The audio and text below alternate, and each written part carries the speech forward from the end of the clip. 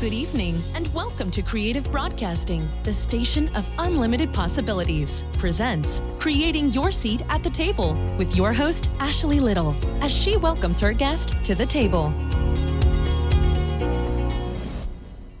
Welcome to Creating Your Seat at the Table. I am your host, Ashley Little. A little bit about myself: corporate professional by day, entrepreneur by night, 5-time best-selling author, owner and creator of Creative Broadcasting, and founder and owner of Talk Radio and TV Network, LLC. Tonight we have an amazing special VIP guest by the name of Rachel Woodson. A little bit about her: wife, mother, relationship expert, international life coach, speaker, TV and radio personality. Rachel G. Woodson has dedicated her life to helping people heal from the trials and pains of life. Despite being brought up in the church, Rachel Woodson still decided to go astray from the way she was raised, living a lifestyle she thought she needed, only to learn to later appreciate. Surviving domestic violence, bullying, betrayal in her marital affair and divorce, she has taken her process in life by using what she has been through to help others. She took time to prepare herself for love and was found in 30 days of doing so. Her husband proposed to her within weeks, and they got married within 11 months. She is proving that you can fall in love again. Finding love is easy for some, but remaining in love is hard for most. Many of her services include life coaching and relationship coaching and women empowerment. She also used her tools to mentor young girls and women nationwide. Founder of Women of Healing Ministries, helping women all over the world heal from life's hurt. Using several monthly programs and the relationship program, Rachel G. Woodson allows God to use her to help others propel towards their purpose. Pursuing her degree as a family and marriage therapist, Rachel G. Woodson uses what she has been educated on thus far. Rachel Woodson is currently helping men and women overcome their challenges of self-esteem, love, marriage, and even blended families, helping married couples put their marriage back into the honeymoon state. As her audience and supporters maximize internationally, social media has afforded Rachel G. Woodson, known as I Am Rachel G., to supersede bounties that at one time only passports could afford. Welcome to the table, the amazing Rachel G. Woodson. Hey, y'all. Hey, thank you so much for having me. You are welcome. I'm excited to have you at the table, Rachel. I know you're going to share some amazing wisdom and knowledge with our listeners. So please tell us more about your entrepreneur journey. Awesome. Thank you. Entrepreneur journey for me fell on me. It wasn't something, you know how you, as a kid, you say, when I grow up, I want to be a doctor. I want to be a firefighter. I want to be a teacher.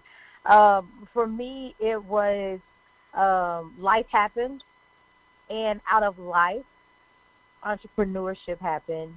My career happened. After my first marriage, I found myself in a place to where I didn't have anything.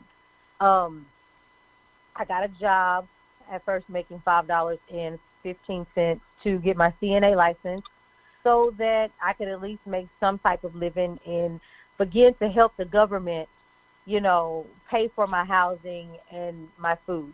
From there, I started working with at-risk youth. What I used to do was I would go to the school and I would talk to the parents, I would talk to the teachers.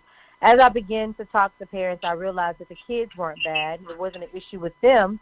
It was an issue with how parents parent. So my idea was, let me help parents better. So as I began to talk to parents about my life and my situations and circumstances on how they could parent their kids better, I started to realize they had relationship issues, and that was the reason why parenting was a struggle for them.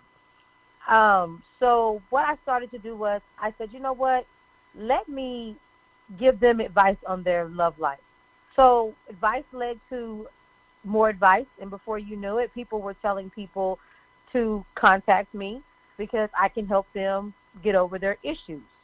And that is how I got here. One person told someone else and told someone else. And then Instagram came along. When Instagram came along, I started promoting Instagram through my memes. And before you knew it, I ended up an international relationship and marriage expert as well as a international mentor. And I would say that Romans 8:28 brings a realness to life when it says all things work together for the good of those that are called according to his purpose. And one thing I have to understand is my purpose, the good, the bad, the ugly, and everything that's indifferent, I'm truly a Romans 8:28 factor when it comes to that, because God took my worst and created purpose from it.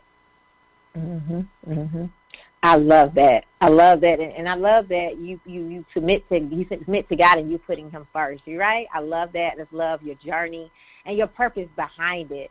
So you're very passionate, Rachel, about helping people heal from the trials and pains of life. Can you tell us more about your passion? My passion actually met my purpose. My biggest thing is I like to help people heal to love again. That is my big goal. If I can help someone heal, not just in relationships, because I didn't start off with my journey of let me start doing this to help people. It started out, let me help people. I feel that if you are self-successful, you could be successful in everything. The reason why people are committing suicide, going through depression, and they look so successful to society and the world is because they aren't self-successful. So when I deal with clients, I deal with healing, and I deal with self-healing so that you can love yourself first.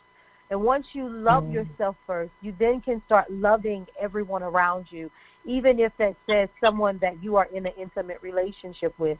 So my biggest passion is helping people heal, because there was a time in my life where I did not want to live. The only thing that helped me live and pushed me and drove me to make it and to continue was 2 babies that I had. If it had not been for them, I wouldn't have found purpose. And so I never forget talking to God one night and telling God that if He helped me, I would devote the rest of my life helping people. That if He gave me purpose and a reason to live, I would change my mindset. I would start doing something different. And He had me to start writing. And in my writing was something that I never thought that was going to be what I did for a living. The things that I did, the exercises that God had me doing while I was fasting and praying and giving it all to Him, those are actually things that I use in my practice. My programs that I use are programs that were created to allow me to live. I love it. And that's so, so, so important. And thank you for sharing your journey and being able to reach back and help others who might be going through that or going through something similar. That is so important that we share our stories and, be able to save some lives if it's not just for one. Right, exactly. Thank you so much. You are welcome. So, Rachel, you took the time to prepare yourself for love and was found in 30 days. Amazing. So please tell us more about the process and the steps you took. Awesome. Thank you. I tell people all the time, like, me being a relationship expert, I did not care about me being in love. I remember watching a movie with Jennifer Lopez, and she was like a wedding planner. And she said those who can't get married, they help people get married. And for me, on their wedding day, for me, it was one of those things of, I'm really not feeling love in relationships because I'm just going to be honest. No one told me that you had to consult God when it came to being in a relationship. I was young. I just thought maybe you get with somebody and for whatever reason you wanted to make it with them, you made it with them. I didn't know you needed to go to God. I'm a preacher's kid, but no one told me that you needed to consult Him. That's not really something they talk about in the church on really going to God for marriage. It was one of those things, you make sure you marry somebody that's in the church. And that was it. So I just felt like, okay, this is all I need to do, and that's it. And as life progressed and I realized that I've made a wrong decision, and I got mad not just at myself, God, and everyone else. Like, how did I end up here? And then eventually God said, you know what? once I began to slow down and hear his voice, he said, see, you put yourself in that situation. I got you out of that situation. Now I'm trying to put you in a better situation, and you are neglecting it because of the decisions you made. And so what I had to realize was not only did I have to go through the process of forgiveness, and I never forget when I was in my 20s, I wrote down that I wanted to be married or in a promising relationship at 35.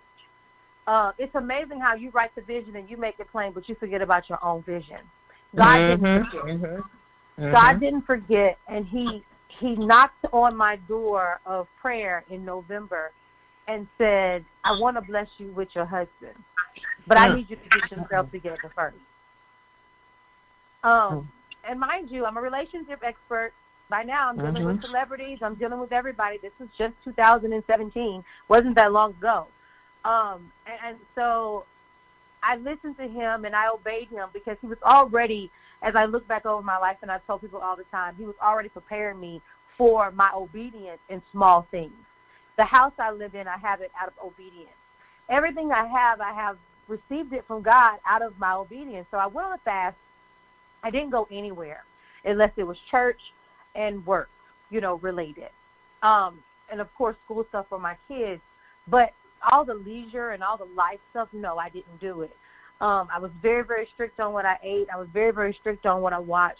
And I did my program again. And I began to work on myself and begin to pray. My biggest prayer was asking God to show me the me that I couldn't see. Because when everybody around you is applauding you and think that life is good and you're making the right decisions, you start looking at even the wrong decisions as if they're right because nobody's telling you that your decisions are the wrong decisions. So I had God to show me, and he began to show me who I really was.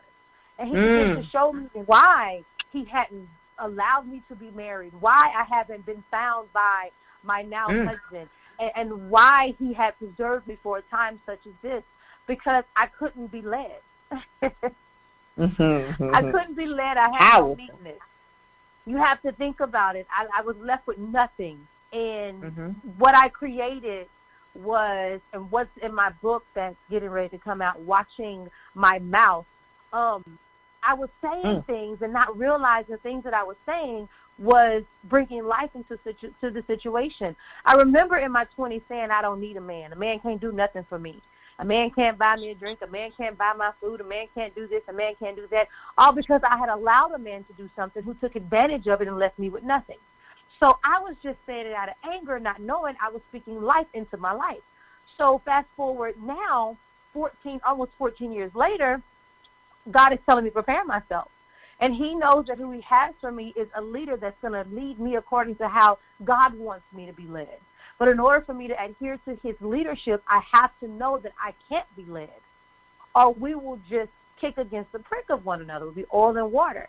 So as I begin to work on myself, and my now husband, we were both in ministry at the church where we were at the time.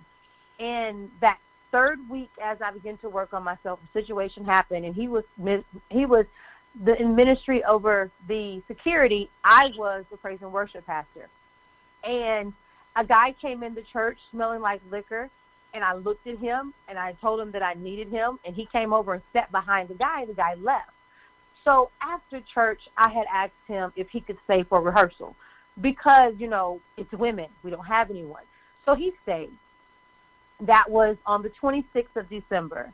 And so that week between Wednesday and Saturday, he stayed in my spirit. And I was praying for him. I was like, Lord, whatever it is and whatever he wants, bless him with it. Not knowing I was the one that he wanted and what he was currently praying for, because he had asked about me months prior, but I had told the girl that I was seeing someone. I told him that because he didn't come to me. You want to talk to me, you come to me. Don't send somebody to me to talk to me.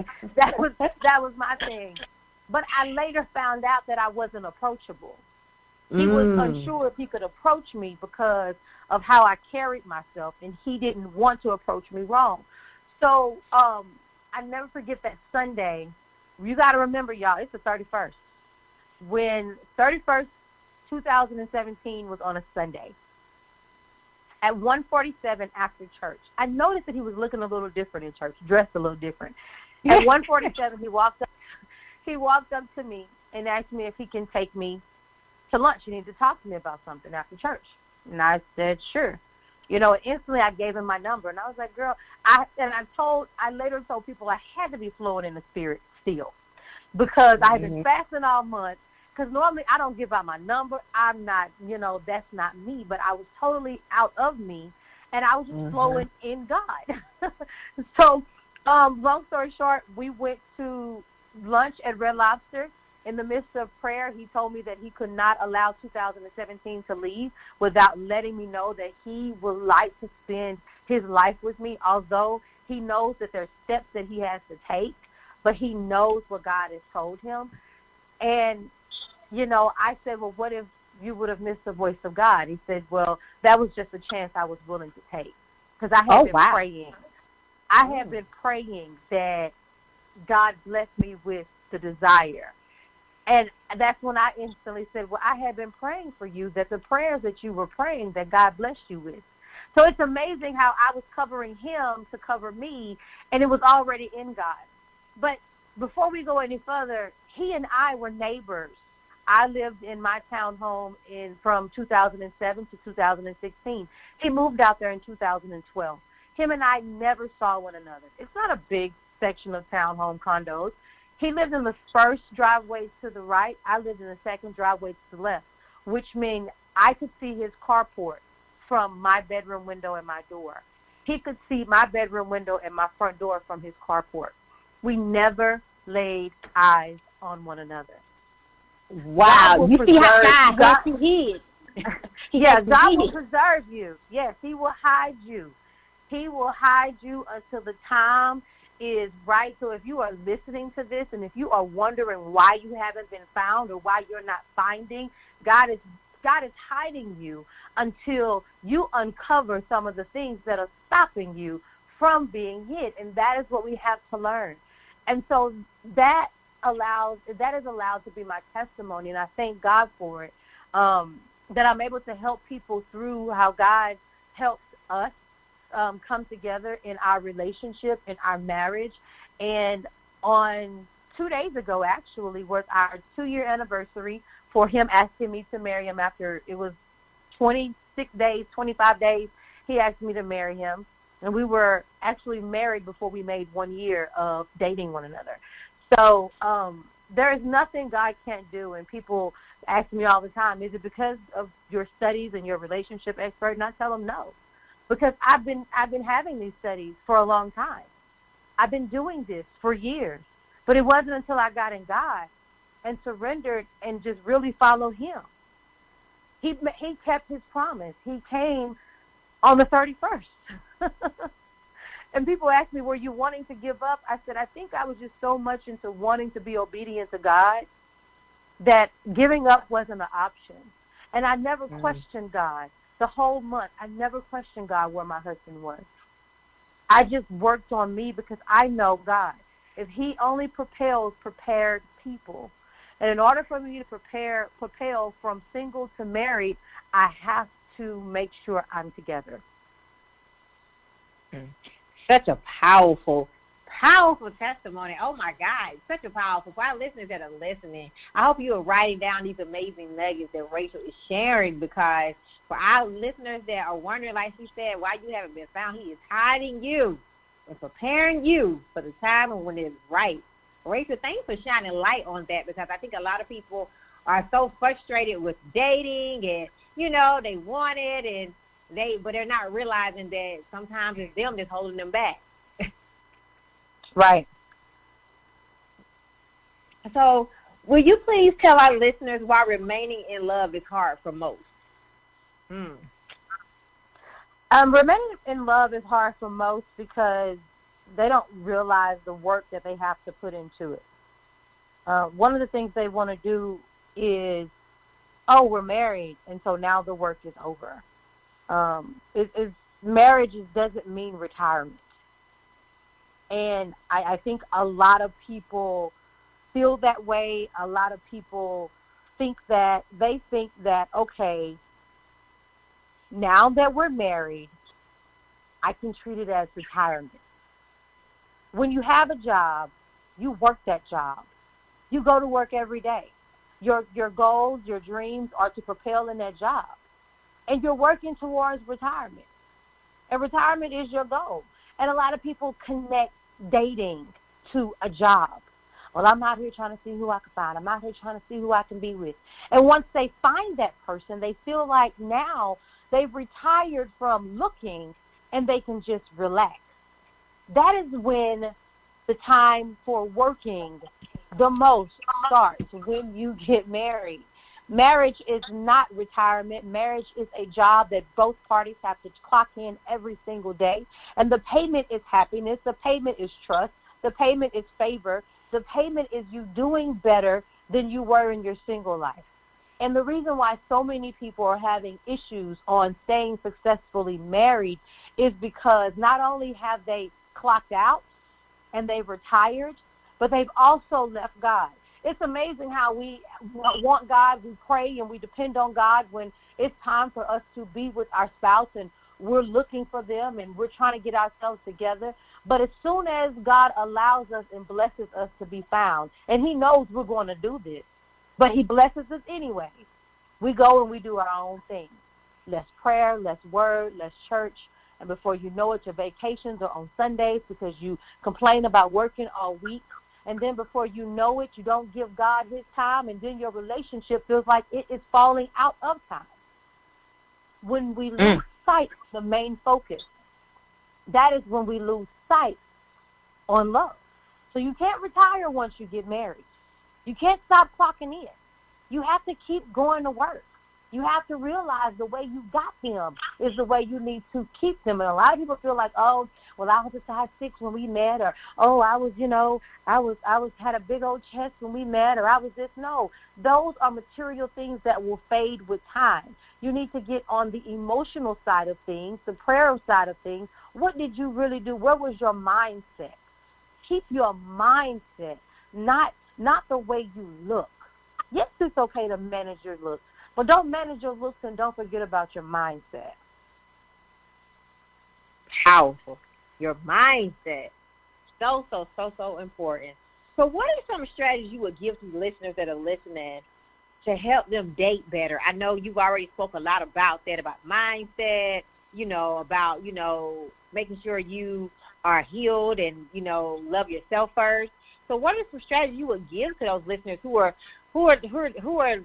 depressed with dating? Because, sometimes, this new dating, they might not be happy with it, so they might be tired of dating. So what are some strategies you would give to that listener? The strategy I would give to them is don't be so hard on yourself. Heal, of course, from your past hurt. Accountability is important. A lot of people want to look at their collective memoirs of hurt and begin to blame everybody that hurt them. But you have to look at it. I tell people all the time, people always say, when someone shows you who they are, believe them. I love the motto that Maya Angelou has, but I think that people wrongly use it loosely, just like words in the Bible, to fit their own description. When you meet someone, you're dating and you're allowing them to get to know you. What they get to know and what they do are things that you allow. So if you allow him, ladies, not to call you and only text you, if you allow her, men, to call you only when she needs money, then you can't get mad later on in the relationship when you want things to shift or change, and it doesn't. Because whatever you allow a person to do is what that person will continue to do. It's just like seeing some of these kids throw fits in public. They're throwing fits at home, and they're not being told at home to stop. So you can't want the child to get out in public and get into Rite Aid or Randall's or Kroger's and be good, and you're not teaching them to be good at home. See, you have to realize what you desire and what you want, especially in this year of 2020. Begin to write those things down, but also begin to write down in your relationship. Reflection is so important. Write down in your past relationships how things went wrong, and then what part did you contribute in that? You have to be honest, and that is the problem. Nobody wants to be honest. They'll rather blame another party and throw the whole desire to date away. But if you begin to learn from your mistakes and realize that you are the scientist of your life, scientists make mistakes all the time, but they don't stop going until they find success. Don't stop because you're not finding success in your love life. Figure out how can you do what you need to do. My main thing was I had to find me. I had to realize what my problem was. I had to correct my issues. Everything starts with an M, me. When you get me together, then you're prepared for the next M, which is marriage. But you can't want it and then blame someone else and not want it anymore. Powerful. And what, and I know you spoke on this as well, but, we can't love, like you said, we can't love nobody else if we don't love ourselves.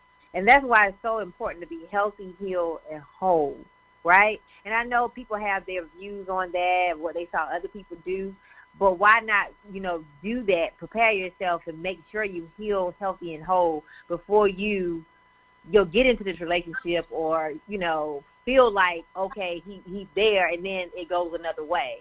So can you talk more about that? Because I've had people that had different views on that. Well, such and such as, they weren't all the way healed and whole, but they still together. What are your thoughts on that question?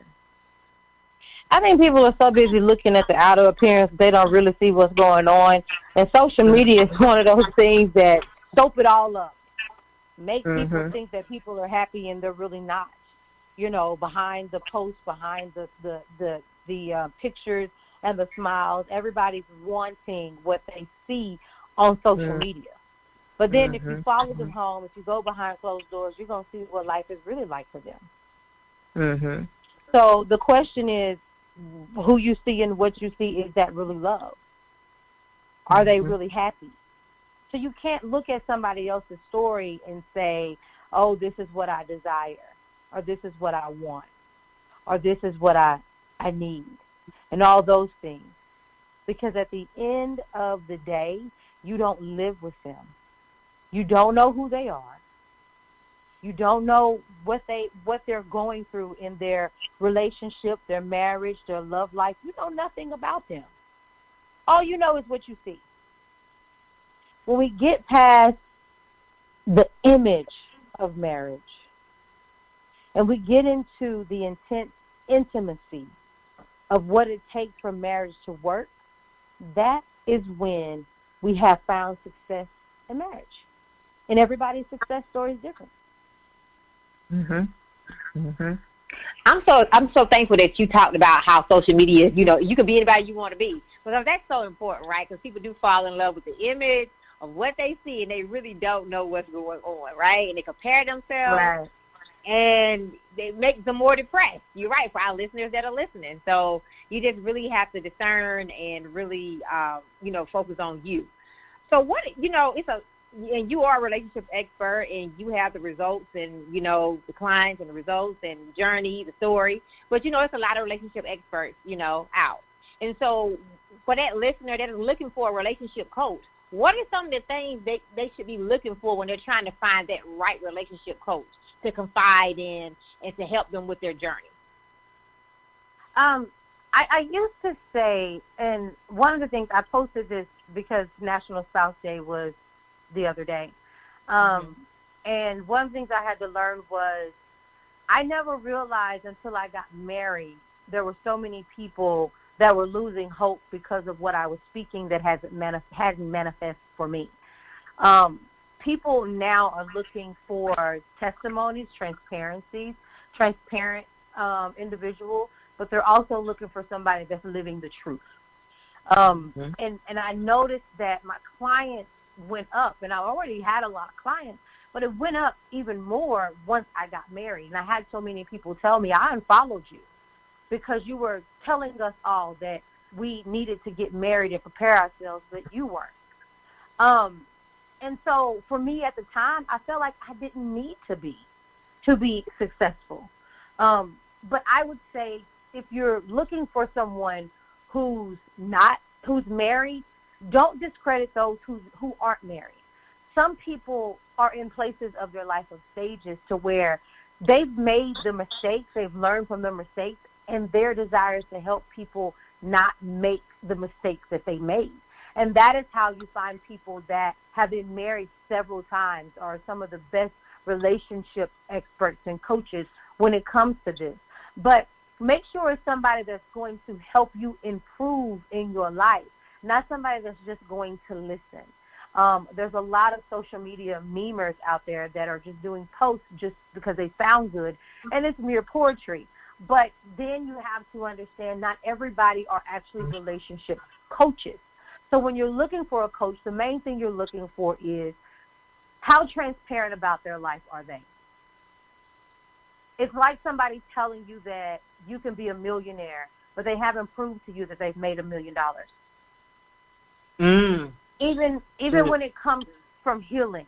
I'm not saying they need to say you can get married and you can be married, but when it comes from finding yourself, let people know how you found yourself. I don't hear a lot of people tell their life. They just tell the education that they received in school. That's my thing. Only thing that I have that school has really given me is loans to pay back. Everything that I use, every tool that I use comes from life. And I've learned that my life tools are something that are more important than the tools that I use from school. If I can do it all again, I would go back and I would just do business. I would, get my degree in business management, so running the business and doing things. But look for someone that's transparent and that's going to help you heal through their hell. Going to help you heal through their hell. I love that, Rachel. I just hope all of our listeners are taking notes because Rachel is really giving us some amazing nuggets tonight. So I asked all of my guests this question, Rachel, and you've built multiple tables for yourself, but how did you create your seat at the table? I created my seat at the table by being consistent, not giving up, realizing that the vow I made wasn't for people so they won't understand. My conversation with God and my need to live, to thrive, and to be who I am was something that I did a border system with God. If you do this, I'll do this. So me being consistent didn't come from, I think I can make some money. Me being consistent came from, I better do and hold my promise to God, because I don't want him to take my life because I'm not holding my end of the bargain up. So my seat at the table that he prepared for me was bigger than I ever imagined, because being a country girl where it's 1,278 people whenever you graduated, I never thought that I would go places that only passports would allow you to go through conversations. And that seat at the table came from my prayer, consistency, and my will to not let God down. And that was my biggest thing that has kept me here, and that is the blessing that God keeps on propelling me through, is that I cannot let him down, because if he saw enough in me to allow me to continue to breathe on this earth when no day is promised, and especially when people are losing their lives that don't plan on losing their lives, and I was going to take mine. But he decided yet and still to give me a seat at the table. So if I'm going to sit at the table, I want to remain consistent so he can keep me at the top of the table instead of at the bottom waiting on crumbs, because I'm wanting to give up and not do what it is that I promised him that I would do. So my seat comes from consistency, and my seat at the table remains because I cannot let God down. I love it. I love that. So what can we, everybody has a journey, right? And failure is part of the journey. So what did failure teach you on your journey, Rachel?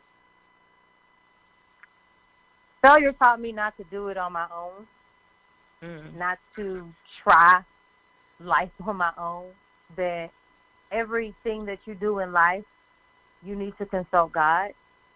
Yeah. There's not one thing. It's not salvation is where you consult God. Marriage is where you consult God. Business is where you consult God. Connections, that's where you consult God. Even when, no matter where you go, that's what failure taught me, because I tried to do it on my own. I tried life on my own. I tried love on my own. Everything I did was on my own. To each his own, but what it taught me was success comes through God and from God. Who I am comes from God. And it's amazing because I was sitting in church and I was thinking about the devotion that I had on Saturday night before I went to sleep. And one of the things that I came across was something where God led me in to read, because I've been on the mindset of the things that we've talked about and how I know God is propelling me even in this year. And it's amazing because out of all things, God took me to an actual scripture in John, and I actually did a picture for it, and it's John 7:4. And all the times that I've read the Bible, and people are probably saying, what does it have to do with anything? But all the times I've read the book of the Bible, I've never seen this. It says, you can't become famous if you hide like this. Mm-hmm. If you can do such wonderful things, show yourself to the world. And so when it comes to the mistakes I've made, the things I've done, and even God letting me know in this year, I can't continue to hide. I got to keep on going. I got to keep on pushing, because I was satisfied. I've been satisfied just doing and keeping my promise to God. But I don't know who needs to hear this, but whenever God gives you a second chance of anything, whether it's life, whether it's career, whether it's love, He's not just going to have it to where it's just bland. He's going to do exceedingly abundantly above all that you could ever ask or think. So whatever it is, you are too famous to hide. The world has to see you. So don't get comfortable, and don't fall back into the state that God got you out of. And that's what keeps me going. I can't fall back into the state God got me out of. So I got to remain humble. I got to remain meek. I got to remain faithful, consistent, and I got to keep my promise to Him. I love that. So you're very successful. So what did success teach you? Success taught me that I can do it again. Success taught me that I can do it again, because before I didn't have anything. I had 6 figures. I was there. I had my own store. I had all the things. I had things in life, and I lost it all. And I got it back again, not on my own, but through God. So being successful taught me that I can do it again. But the most important part of it, if I lose it all again, I can get it again, because I have the one who has everything. And the main part of success that I have is being self-successful. So being self-successful and having a relationship with God teaches me that I can continue to be successful. I love that. That relationship with God is key for all our listeners that are listening. So we are in a new decade, Rachel, a new year, and I already know you're about to do some powerful things. So what can we expect from you in 2020? 2020, you can expect some books. Right now, I have a book that's being edited. It's actually an affirmation journal. It's called Watching My Mouth Affirmation Journal. It's 21 days of learning how to speak new things out of your mouth. You got to watch your mouth, because your mouth is what kills you. It's not people, it's you. Also, a few other books. The Relationship Guide is something that will come later for the beginning of 2021. There's tours that will come. I now have a community that's off of social media. It's called Life with Rachel G. It's a free community where we join in. We have motivational times. We have webinars. We have all types of challenges that you'll be able to take in that community. And also, I am co-founder of Wifey in Training. We have the Wifey in Training Academy, which helps women prepare to be wives. Right now, we're in the last week of our communication course that we have. So there's so many things. Of course, more videos, just more. I'm just going to live my life based on John 7:4. That is my scripture for the rest of the year. You know what? Super congratulations on all the great things that you're doing. I consistently follow you, Rachel, and you are amazing. I just want to say that. Oh, thank you. That are listening, yes, and she's such a servant leader, always reaching back to help others, and has the result, right? Not only does she has the actions behind it and the results. So definitely connect with her. And, you know, you have different relationship programs and just different things that you are doing. So for our listeners that want to be your, you know, for them to coach them, how do they need to reach out to you and connect with you on that level as well? Awesome. You can go to my website, racheljwoodson.com. That website will not only connect you with my social medias, it would also connect you with allowing you to reach out to me for booking. The booking is on there for whatever type of session that you would desire. Even booking for events, I am open for events, and I will be traveling this year for events. I will be in Atlanta. I'll be in Georgia March the 5th doing a retreat for women. That information is on my Instagram page, and it will also be going up on my website. Or you can put in Google Rachel G, and it's going to bring me up and take you to all my things. Again, I really thank you, and I'm so excited. I've enjoyed this interview thus far. I have as well, and thank you so, so much. So will you please tell our listeners again how to follow you on all social media platforms? Awesome. If you go on Instagram, Snapchat, Twitter, it's I_AMRACHELG. If you go on Facebook, it's Rachel G. Woodson. It's the one with the pink background. That is my fan page. I do have pages where you can add me as a friend.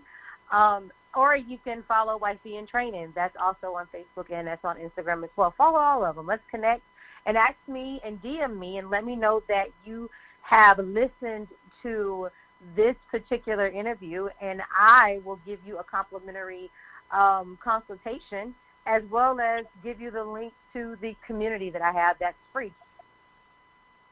So listeners, go connect with her now so you can get this incentive and freebie that she's giving out for listening to the show tonight. She's definitely somebody you want to connect with and know.